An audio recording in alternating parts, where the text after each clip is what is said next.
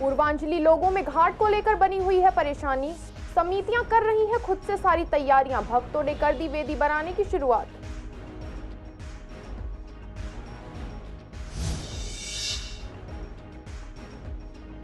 यमुना में झाग देख पूर्वांचल के लोग हुए नाराज। कैसी होगी छठ मैया की पूजा? करोड़ों रुपए खर्च होते हैं यमुना साफ सफाई में। कहां गए पैसे, पूछ रहे हैं पूर्वांचली लोग।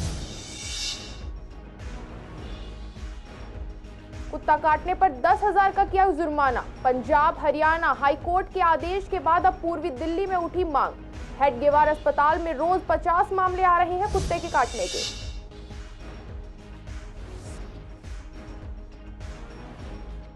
बाइक सवार ने एक युवक को मारी गोली। युवक की हुई मौके पर मौत। पुलिस कर रही है मामले की जांच।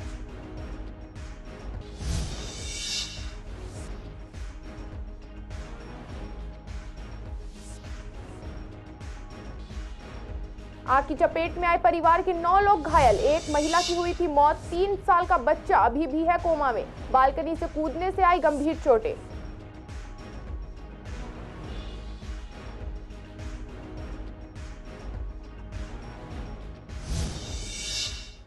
नमस्कार, स्वागत है आपका पूर्वी दिल्ली खास में। मैं प्रगति मिश्रा। कुछ खास खबरों के साथ करते हैं बुलेटिन की शुरुआत।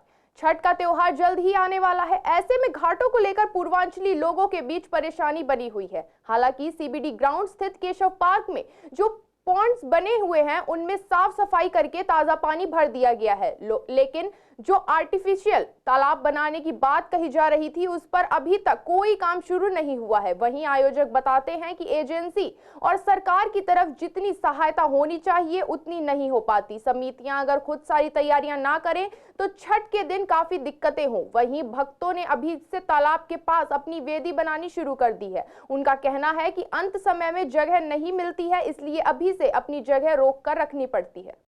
दिवाली के तुरंत बाद ही छठ पर्व की तैयारियां शुरू हो जाती हैं। इस पर्व की लोकप्रियता को देखते हुए दिल्ली सरकार भी पूरी तरीके से इस काम में जुट जाती है और श्रद्धालुओं के साथ कदम से कदम मिलाकर उनकी हर तरह से मदद करने में लग जाती है। फिलहाल मैं मौजूद हूँ केशव पार्क में, जहाँ पर पहले से ही छठ घाट के लिए यहाँ पर जो घाट हैं वो बने हुए हैं। अब उनकी सफाई कर करके उनमें पानी भरा जा रहा है और जो व्यवस्था को है पूरी तरीके से यहाँ पे तैयार किया जा रहा है ताकि श्रद्धालुओं को किसी भी तरीके की कोई दिक्कत देखने को ना मिले, क्योंकि छठ का जो त्यौहार है वो 19 तारीख को माना जा रहा है। उसके लिए जो पूरी तैयारियां यहाँ पे कर दी गई हैं। मेरे साथ यहाँ पे कुछ आयोजक मौजूद हैं, उनसे बात करते हैं क्या कुछ तैयारियाँ हो चुकी हैं और कितनी कमियाँ हैं जो अभी पूरी की जानी बाकी रह गई हैं। हमारे जो ज़्यादा ही साल हो गए जो पूर्वांचल के लोग हैं उनकी हेल्प के लिए ये डीडे के थ्रू, क्योंकि वो हमारे डीडे के मेंबर भी हैं और डीडे के मेंबर होने के नाते इस घाटों को पूर्ण करके जीवित करके उनको थोड़ा कि लोगों को सुख सुविधा मिल सके और कार्य करा। और विधायक जी का ये अथक प्रयास है कि जो ये लगातार सफाई के बहुत ही बारीकी से नज़र रखी जा रही है कि कोई इन लोगों को दिक्कत परेशानी है। और मैं मंडल अध्यक्ष हूँ, मेरे साथ विधायक प्रतिनिधि भी हैं और मेरी पूरी विशालनगर मंडल की टीम मेरे साथ आई हुई है। हम लगातार उससे दौरा करते जा रहे हैं, लगातार दौरा चल रहा है कि कोई किसी के व्यवस्था को दिक्कत ना हो यहाँ पे। नहीं, वो अभी होनी है। सारी तैयारियां, सारी एजेंसियां अपनी जगह लगी हुई हैं, टेंट वाले, लाइट वाले सब हैं और पूरी तैयारियों के साथ लगे हुए हैं। 30,000 लोगों ने यहाँ आना है, बहुत बड़ी संख्या है और मैं समझता हूँ कि जमुना पार में इससे बड़ा छठ घाट कोई होगा नहीं। और ओम प्रकाश शर्मा जी ने जितनी भी एजेंसियाँ सबको अलर्ट किया हुआ है, सभी कार्यकर्ता लगे हुए हैं। जो पूर्वांचल के हमारे कार्यकर्ता हैं छठ समिति के, वो भी सब लगे हुए हैं। कुल मिलाकर ये है कि 30,000 लोगों का छठ पूजा का आयोजन यहाँ होना और उसकी तैयारी में कोई कमी ना रह जाए, इसके लिए सब लगे हुए हैं। इधर के जितने बड़ी परेशानी होती थी, टेम्पू करते थे, किराया लगता था, गंदा पानी होता था, तो हमारे यहाँ पूर्वांचल के लोग काफ़ी लग रहते हैं। तो ये लोग विधायक जी के पास आए तो उन्होंने यहाँ से स्टार्ट करवाया। पहले ये 2 पॉइंट साफ़ होते थे, फिर 3 हो, इस बार सबसे बड़ा भी पॉइंट साफ़ हो रहा है। तो उन्होंने काफ़ी मतलब ये उन्हीं की देन है, ओम प्रकाश शर्मा जी की। वही लग जाते हैं, 1-1.5 महीने में लग जाते हैं। वो शुरू से स्टार्ट कर रहे हैं, हमें कहने लगते हैं भी देखो सफाई करवाओ, पानी निकालो गंदा, फिर बिल्कुल फ्रेश पानी भरा जाता है। देखिए आप टैंकर भी खड़ा है इधर, तो फ्रेश पानी भरा जाता है जल बोर्ड की द्वारा। नहीं, कमी कुछ नहीं है। जो बना है वो अच्छा ही बना है। हाँ, साफ सफाई भी हो जाती है। 15-20 दिन पहले से साफ सफाई कर रहे हैं लोग। यहाँ जगह नहीं मिलती है ना, सारे सब भर जाते हैं, जगह नहीं मिलती। अपने अपने वेदी पर कोई बनाने नहीं देता है, करने नहीं देता है, इसीलिए हम आए हैं। अब पानी की व्यवस्था तो हो रही है, लाइट की व्यवस्था करनी है। तो यहाँ पे समितियों का कहना यही है कि वो पर्सनल लेवल पर जाकर ही अपना काम कर पा रहे, क्योंकि एजेंसियों से कहीं ना कहीं जो मदद मिल रही है वो नाकाफ़ी है, क्योंकि काफ़ी बड़ी संख्या में यहाँ पर श्रद्धालु मौजूद होते हैं। काफ़ी बड़ा ये पार्क है। यहाँ पर तकरीबन 5 तालाब बनाए गए हैं, जिसपे तकरीबन 30,000 श्रद्धालुओं के आने की बात कही जा रही है। उम्मीद है कि संख्या और अधिक बढ़ सकती है। ऐसे में व्यवस्था जो है पूरी होनी बेहद ज़रूरी है। कैमरा पर्सन ललित कुमार के साथ सोनिया शर्मा, CCN। भाजपा अध्यक्ष वीरेंद्र सचदेवा ने कहा है कि दिल्ली सरकार प्रदूषण के विरोध काम के मामले में दिल्ली को निराश कर चुकी है। पर्यावरण मंत्री गोपाल राय एक इवेंट मैनेजर से ज्यादा कुछ नहीं है। उनका एकमात्र योगदान ये है कि वो आए दिन प्रेस वार्ता करते हैं, नई घोषणा करते हैं, लेकिन प्रदूषण के खिलाफ उनका जमीनी प्रदर्शन शून्य है। उन्होंने कहा है कि आज तक हम वायु प्रदूषण को लेकर चिंतित हैं, पर आज यमुना में फैले झागों ने छठ पर्व की तैयारियों में लगे दिल्ली के बसे पूर्वांचली प्रवासियों को विचलित किया है। उत्तर पूर्वी दिल्ली से बीजेपी सांसद मनोज तिवारी ने कहा है कि वजीराबाद बैराज से पहले हरियाणा बॉर्डर तक यमुना साफ है, लेकिन नजफगढ़ नाले के यमुना के गिरने से ही यमुना मैली हो जाती है। उन्होंने कहा कि वजीराबाद बैराज से पहले यमुना के पानी में आसानी से नहाया जा सकता और वह कल इसमें नहाकर भी दिखाएंगे। जब हमारे संवाददाता ने इसका जायजा लिया तो पूर्वांचल के लोगों में काफी गुस्सा देखने को मिला। पूर्वांचल के लोगों ने कहा कि जिस तरीके से दिल्ली सरकार यमुना को साफ करने के लिए करोड़ों पैसे खर्च करती है, वह पैसा कहां है। और अभी बाढ़ आई तो बाढ़ के बाद जमुना जी को साफ किया जा सकता था, लेकिन दिल्ली सरकार ने साफ नहीं किया। उन्होंने हमारे त्योहारों की ओर बिल्कुल भी ध्यान नहीं दिया। देखिए, जमुना जी, हम लोग सौभाग्यशाली हैं दिल्ली वाले कि दिल्ली में जमुना जी बह रही हैं, लेकिन बहुत ही दुर्भाग्य की बात है कि जमुना जी होते हुए भी आज इतनी जहरीली हो गया है पानी कि झाग आ रहा, वो कहीं ना कहीं जो फैक्ट्री से जो केमिकल है उसमें, झाग का मतलब ही है। अब उस पानी में अगर कोई वहाँ पे व्रत करता है वहाँ पे, तो ये कितनी मतलब निंदनीय है। वो व्रत करने वाले व्यक्ति बीमार होगा। और मुख्यमंत्री को चाहिए था कि जब छठ पूजा आ रही है 15 दिन पहले पानी छोड़वाएं, उसको समुचित व्यवस्था करें, दूसरे पड़ोसी राज्य से कोऑर्डिनेशन करें कि दिल्ली में छठ पूजा होना है, थोड़ा पानी ज़्यादा आता, वो पानी क्लीन होता। बात रही बैन करने की, दोनों चीज़ें हैं, एक तो जहरीली पानी है और दूसरा उसके ऊपर से बैन भी कर दिया है। तो इसमें कहीं ना कहीं साजिश है, सरकार को ऐसा नहीं करना चाहिए। देखिए, कभी समय था जब हम भी यमुना जी में ही जाया करते थे और बहुत परेशानियों का सामना करना पड़ता था, पर ये था उस समय पानी साफ था। अब पानी बहुत मैला हो गया है। कहीं सफाई का दावा करने वाला आदमी कभी भी सफाई कराया नहीं। अगर कराया होता तो कुछ न कुछ रिस्पांस दिखता। ऐसे झाग नहीं होते, उनमें कीटाणु नहीं होते, लोग वहाँ जाते। चलिए, दूषित पानी है, पर फिर भी आदमी वहाँ जाने को तैयार है, लेकिन उस पर भी बैंड लगाना, ये पूर्वांचल के जो छठ व्रत करते हैं उनके लिए बहुत बड़ी नाइंसाफ़ी है। ये तो हमारे यहाँ जो इस समय चल रहा है, देखिए, ये सरकार जो है बिल्कुल पूर्वांचल विरोधी है। ये अभी नहीं, जब से आई है तब से कुछ न कुछ ऐसा काम करती है जिससे पूर्वांचल के लोगों को आहत पहुँचे। और छठ पूजा जो है हम लोगों के लिए समझिए इमोशन है, पूजा नहीं है, इमोशन है हम लोगों के लिए, सब कुछ है ये हमारे लिए। हम छठ के लिए यहाँ से 1000 किलोमीटर चल के, इतनी भीड़ होती है ट्रेन, फिर भी उस पर लटक के जाते हैं। ये नहीं समझेंगे, ये नकारा निकम्मा लोग हैं। सिर्फ उसमें भी छठ के पूजा जो रोक लगाया गया है जमुना जी में, उसमें भी घोटाला हुआ होगा। ये जो है इतने सारे फंड रिलीज हुए थे, जमुना साफ करने के लिए गया कहाँ? अगर जमुना जी अभी साफ हुई तो 2 महीने 3 महीने में फिर से मैली क्यों हो गई? इसमें बड़ा बड़ा कीड़ा है, बिच्छा है, बदबू करता है, इन्फेक्शन हो जाएगा, आदमी के बीमार पड़ जाएगा। क्या करेगा आदमी, बताओ। बहुत गंदा है, बहुत गंदा है, दलदली है, बहुत गंदा है, महकता है पानी, नहाने का मन नहीं करता। पर्व है तो इसीलिए नहा लिए, कैसे कपड़ा भी नहीं अति किए लेके जा रहे घर पर, अति करेंगे क्या कर, कैसे नहाना है, व्रत है करने वाला, कैसे तो नहा लेंगे। बहुत आप बीमार हो चाहे जे हो, करना पड़ता है। बहुत गंदगी है यहाँ पर, साफ होना चाहिए, सब गंदगी हटाना चाहिए। अच्छा नहीं होता है, व्रत होता है, सब करते हैं, नहाते हैं गंदगी में, इसीलिए ना। और क्या, हाईकोर्ट ने पंजाब हरियाणा के लिए निर्देश जारी किया है कि अगर कोई पालतू कुत्ता किसी व्यक्ति को काटता है तो मालिक को 10,000 का जुर्माना पीड़ित को देना होगा, जिससे उस व्यक्ति को इलाज में मदद मिल सके और उसे राहत मिल सके। ऐसे में जब हमने पूर्वी दिल्ली के लोगों से बात की तो लोगों की अलग अलग राय देखने को मिल रही है। कई लोग मानते हैं कि ये काफी सही फैसला है, ऐसा ही दिल्ली में भी लागू होना चाहिए, जिससे कुत्ते के काटने के बाद जो लड़ाइयां और झगड़े होते हैं उन पर रोक लग सके और कुत्ते के मालिक भी अपने कुत्तों को अंदर ही रखेंगे। वहीं इन आवारा कुत्तों पर भी कोई सख्ती नियम बनने चाहिए, जिससे कि सड़कों पर जो कुत्ते काटते हैं उन पर भी कोई कार्यवाही हो सके। वहीं हेडगेवार हॉस्पिटल में काम करने वाले कर्मी कहते हैं कि हर रोज 50 मामले कुत्ते के काटने के मरीजों के आते हैं, लेकिन सख्ती नहीं हो पा रही है ताकि इन कुत्तों से लोगों को निजात मिल सके।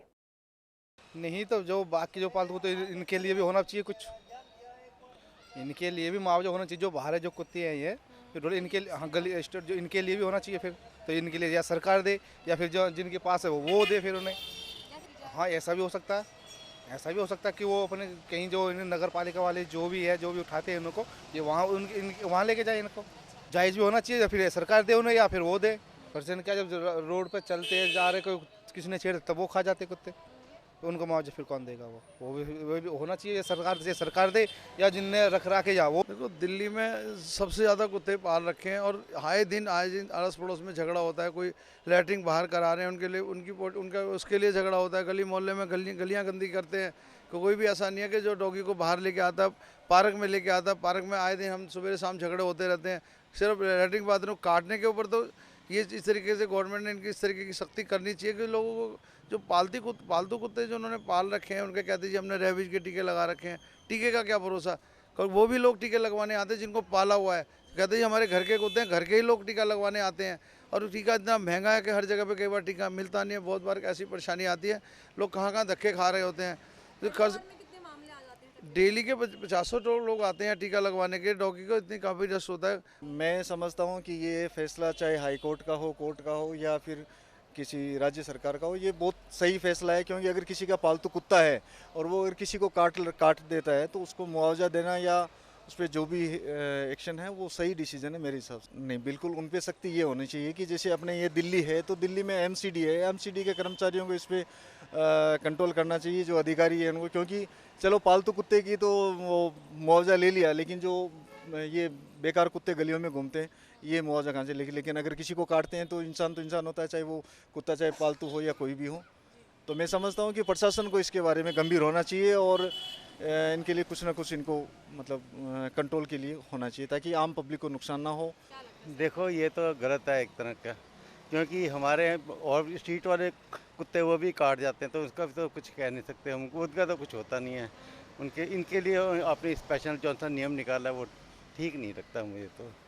हाँ जी, क्या होना चाहिए ऐसे? एक्चुअल में देखो जो वो होना चाहिए वही मतलब जो ये ठीक नहीं है जौन सा जब भी ये होता होना तो देखो नियम है जौन सा इंडिया के नियम जौन से सबके स्टेट और स्टेट में चलते हैं तो उसके हिसाब से ही चलना चाहिए ना। और मैं जो मुआवजे की बात है वो गलत लगती है जी मुझे तो। किस तरीके से गलत इस तरीके से लगती है कि वो देखो जो एक तो काट दिया है जौन सा उनका या मुआवजा या तो कम होना चाहिए, ज़्यादा एकदम ज़्यादा दे दिया उन्होंने कर दिया, कम होना चाहिए। फिर कर 5,000 के आसपास तो होना चाहिए। अब 10,000 तो थोड़ा ज़्यादा लगता है। पूर्वी दिल्ली के गाजीपुर डेयरी फार्म इलाके में अज्ञात बाइक सवार ने सौरभ चौहान नाम के व्यक्ति को कार के अंदर सिर पर गोली मार दी। युवक की मौके पर ही मौत हो गई। युवक पूर्वी दिल्ली के गाजीपुर इलाके में वेस्ट प्लॉट में काम करता था। रोज की तरह ड्यूटी करके घर जा रहा था, तभी कार सवार सौरभ को बाइक सवार बदमाशों ने गोली मार दी, जहां उसकी मौत हो गई। हत्या क्यों की गई है, यह जांच का विषय है। फिलहाल थाना गाजीपुर ने लाश को पोस्टमार्टम के लिए भेजकर जांच में जुट गई है। तो हम तो घर पे दिवाली मनाने आए थे। 6:30 बजे की घटना है। सुबह हमें फ़ोन आया गांव में, है ना। सुबह 6:30 बजे हम लोग सोचते हैं 6 बजे मोस्ट लाइकली एकदम से कॉल आया। अब समझ सकते हो एकदम अटैक सी वाली बात हो गई है ना, कि गोली मार दी है। गोली का तो नाम ही था ऐसा, चाहे किसी का हाथ पे लगे चाहे पैर में। एकदम बिल्कुल तुरंत वहाँ से भागे। रास्ते में पता लग गया था क्योंकि और प्लांट में कुछ लोग काम करते हैं यहाँ से, काफ़ी लोगों की जगह दिल्ली में और भी लोग हैं। बताया कि ऑन द स्पॉट। तो क्या किसी ने सोचने को भी बताया कभी किसी को झगड़ा? कोई रंजिश नहीं सर, कोई रंजिश नहीं है गांव में, कोई रंजिश नहीं है। पता नहीं चला सर, सुबह उसको गोली मार दी 6:30 बजे जब छुटा है कार में हटा के बिल्कुल उसके सिर पास। ये कोई प्लांट है यहाँ पे, जो एनर्जी प्लांट है यहाँ पे गाजीपुर में, उसमें काम करता है। अच्छा। पूर्वी दिल्ली शकरपुर F ब्लॉक में बिल्डिंग में आग की चपेट में 3 परिवार के 9 लोग घायल हो गए। वहीं एक महिला की मौत हो गई। कमल तिवारी ने अपनी पत्नी प्रियंका के साथ मिलकर अपने 3 वर्षीय बेटे शिवा कंबल से लपेटकर नीचे फेंक दिया। कंबल बीच में तारों में अटक गया और बच्चा कंबल से खुलकर कली में सिर के बल जा गिरा। उस बच्चे को कोई संभाल पाता, इतने में उसका 12 वर्षीय बड़ा भाई शौर्य बालकनी से कूद गया। इसी तरह से महिला और उसके बाद उनके पति बालकनी से कूद गए। पार्किंग में लगी 4 गाड़ियां जलकर राख हो गई। उनमें से एक गाड़ी अभी दिवाली की रात ही आई थी, जो कि बुरी तरीके से जल गई थी। जो लोग बालकनी से कूदे थे उन चारों के हाथ, पैर व सिर पर गंभीर चोटें आई हैं। जिस बच्चे को कंबल में लपेट कर नीचे फेंका गया था उसे कोमा में बताया गया है, क्योंकि बच्चा अभी तक होश में नहीं आया है। घर के पास पुलिस वाले तैनात हैं। पूरे घर को सील कर रखा है, किसी को भी अंदर जाने की इजाजत नहीं है। देखो जी, अब पब्लिक इकट्ठी थी, देखा गया था कि यहाँ कार शॉर्ट स्पार्किंग हुआ गया, नीचे बेसमेंट में कार में आग लगी गई है। मौके में बंदा कोई था नहीं, जैसा लिफ्ट वगैरह जिन्हें कोई, इनको फ्लाइट वाले में जो रहने वाले उनको कोई रास्ता मालूम नहीं निकला, बारंग का कोई पता नहीं चल पाया। तो एक्चुअली क्या हुआ, फिर भी उसके बाद पुलिस को फ़ोन किया गया, पब्लिक सारी इकट्ठी हो चुकी थी। उसके बाद पुलिस के सहायता अनुसार जो बंदे फंसे गए थे बाहर निकला गया। बाकी ठीक है, जैसे हैं वैसे बता रहे हैं, ठीक ठाक हैं सब।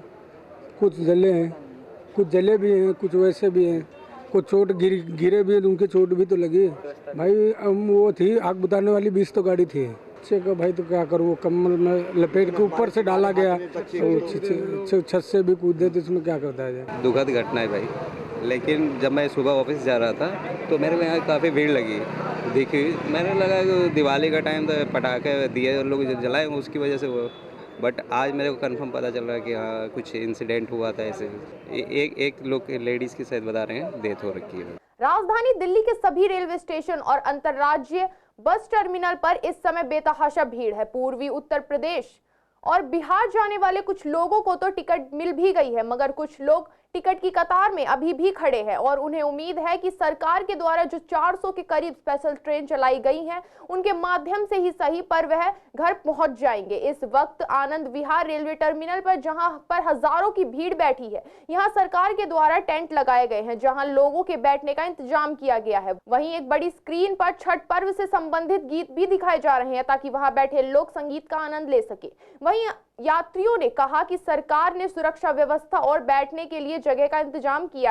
यात्रियों ने कहा कि पुलिस द्वारा लगातार अनाउंसमेंट की कि जब आपकी बारी आए तभी आप रेलवे स्टेशन की तरफ जाएं। वहीं रेलवे के मुख्य सुरक्षा अधिकारी अंबिका नाथ मिश्रा सुरक्षा जायजा लेने के लिए आनंद विहार रेलवे स्टेशन पहुंचे और सुरक्षा व्यवस्था का भी जायजा लिया। उन्होंने यात्रियों से भी मुलाकात की और उनसे सुरक्षा व्यवस्था की जानकारी ली। अंबिका नाथ मिश्रा ने बताया कि सरकार द्वारा करीब 400 ट्रेन चलाई जा रही हैं। सुरक्षा व्यवस्था के लिए आरपीएफ और अन्य पुलिस के जवान तैनात किए गए हैं। भीड़ तो काफ़ी है, लेकिन रेलवे प्रशासन की ओर से भी और रेलवे विभाग की ओर से भी देखने को मिल रहा है सही व्यवस्था है। यहाँ हेल्प डेस्क भी लगाया गया है और यात्री को परेशानी न हो इसके लिए यात्री को लाइन बाय लाइन जो है सो अंदर ले रहा है। ये सब यात्री को सुरक्षा को देखते हुए व्यवस्था तो सही है, क्योंकि जितना बिहार और यूपी के पूर्वी साइड में जो है ना, इसको जो है सो अधिक माना जाता है, इस पर्व को, उगते हुए सूरज और डूबते हुए सूरज को। इसीलिए वहाँ का धार्मिक सबसे बड़े पर्व के रूप में इसे मानते हैं हम लोग। तो इसके में जो है ना, हम लोग काफ़ी हर्षोल्लास के साथ मनाते हैं और सारे लोग जितने हैं बिहार और यूपी के लगभग पूर्वी क्षेत्र के, वो सारे जाते हैं वहाँ अपने घर पे मनाने के लिए। अभी हम आनंद विहार में हैं, ISBT में। यहाँ पर रहने के लिए और यात्रियों को जाने के लिए बहुत अच्छी व्यवस्था किया गया है। यहाँ पे छठ में जाने के लिए सारी भीड़ लगी हुई है। पिछले साल के मुकाबले इस बार अभी ज़्यादा है। अभी और तो धीरे धीरे छठ के टाइम और नज़दीक आएगा, फिर और बढ़ेगी और ये अभी छठ तक चलता ही रहेगा। ट्रेनें स्पेशल चलाई गई है, लेकिन अभी सरकार को और चलानी चाहिए, क्योंकि अभी भी बहुत कमी महसूस हो रही है ट्रेनों की। टिकट मिल नहीं पा रहे बंदे को, ये सबसे परेशानी ज़्यादा हो रही है। अतिरिक्त 900 अफसर स्टाफ सीनियर DSC दिल्ली मेरे बगल में है कोऑर्डिनेशन, इनके नेतृत्व में वहाँ पे हम लोगों ने किया है और काफ़ी गैजेटेड ऑफिसर्स वहाँ पोस्टिंग की है। नॉर्दर्न रेलवे के अलग अलग जगहों से हम लोगों ने ऑफिसर्स बुलाए हैं। इसके अलावा रेलवे बोर्ड और DG साहब के सहयोग से हमें RPSF की भी कंपनियाँ मिली है। इसी तरीके से आनंद विहार में जहाँ लीड कर रही है हमारी सीनियर DSC जो प्रियंका जी हैं, यहाँ पर भी हम लोगों ने 650 के स्टाफ लगाए हैं। पुरानी दिल्ली में भी हम लोगों ने 200 से ऊपर स्टाफ लगाए हुए हैं। तो हम लोग अपनी ओर से crowd control, crowd management, holding area से प्लेटफॉर्म पर लाने के समय में उनको ठीक से गाइड करते हैं जिससे कि सभी ट्रेन्स ठीक तरीके से अपने डेस्टिनेशन की ओर जा रही है। अभी रिजर्व में हमारे सिस्टम में नॉर्दर्न रेलवे में काफ़ी ट्रेन्स हैं, जिससे कि किसी भी समय जब भी ज़रूरत होती है तो हम लोग 20 से 25 मिनट के अंतराल में एक क्लोन ट्रेन चला देते हैं। संसद की एक समिति ने खाने पीने का मिलावटी सामान बेचने वाले के लिए कम से कम 6 महीने की कैद और न्यूनतम 25,000 रुपए के जुर्माने की सिफारिश की है। बीजेपी सांसद ब्रिजलाल की अध्यक्षता वाली गृह मामलों की संसद की स्थायी समिति ने कहा है कि मिलावटी खाने से सेहत पर गंभीर असर की समस्या को देखते हुए इस धारा के तहत दोषियों के लिए तय सजा अपर्याप्त है। अभी इसके लिए 6 महीने तक की जेल या 1,000 रुपए तक का जुर्माना या दोनों सजा का प्रावधान है। समिति ने कहा कि इस अपराध में बड़े पैमाने पर जनता को प्रभावित करने की क्षमता है। संसदीय समिति ने की सिफारिश। समिति ने भारतीय न्याय संहिता BNS के तहत सजा के रूप में सामुदायिक सेवा की शुरुआत को स्वागत योग्य कदम बताया। उसने कहा यह एक बहुत ही सराहनीय प्रयास है और अपराधियों को सही रास्ते पर लाने के लिए एक सुधारवादी दृष्टिकोण है।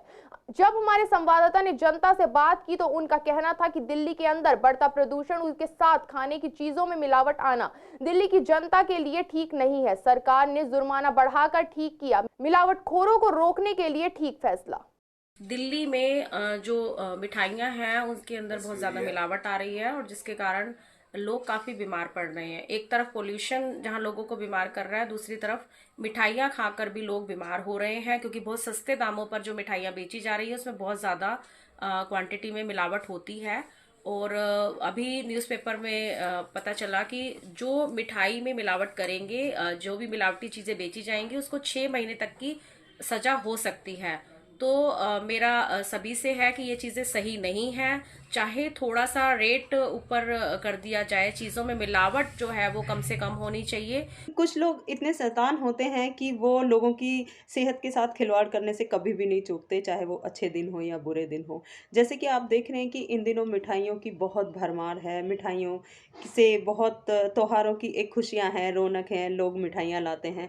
एक विश्वास होता है शॉपकीपर पे कि आप एक अच्छी मिठाई लेने जा रहे हैं, और उसके साथ भी जब मिलावट होती है तो कहीं ना कहीं ये लोगों की ज़िंदगी के साथ एक खिलवाड़ होता है। तो उसके लिए एक समिति पास की गई है और उस समिति के थ्रू सज़ा का प्रावधान हुआ है कि 25,000 का जुर्माना लगेगा और लोगों को जो इस तरह से लोगों की सेहत के साथ खिलवाड़ करते हैं उनको सख्त से सख्त सज़ा मिलेगी और उनके ऊपर जुर्माना लगाया जाएगा।